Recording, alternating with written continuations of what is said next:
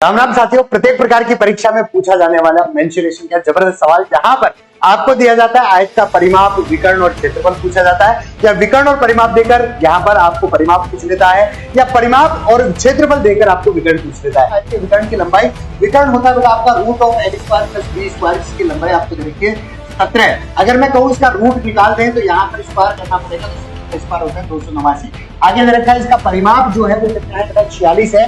कहने का मतलब जो परिमाप होता है बेटा वो होता है 2 गुना लंबाई प्लस चौड़ाई, जो कि कितना दे रखा है 46 है। तो लंबाई प्लस चौड़ाई की अगर मैं बात करूँ तो वो आ जाएगा आपका 23।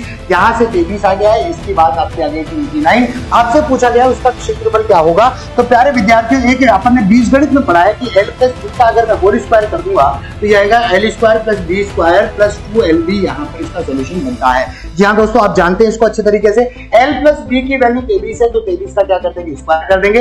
L square plus B square यहाँ पर लिखा है 289, ये रखेंगे प्लस 2 इंटू LB कर देंगे। यहाँ तक बात क्लियर है। अब ध्यान से देखिएगा, 289 को अगर मैं इधर लेके जाऊंगा तो 23 का स्क्वायर होता है 529, और जब 289 को उधर लेके जाऊंगा तो माइनस होगा, और ये आएगा 2 गुणा LB। अगर यहाँ पर इसको जब माइनस करेंगे तो ये आएगा 240। 240 की वैल्यू है 2 गुणा LB।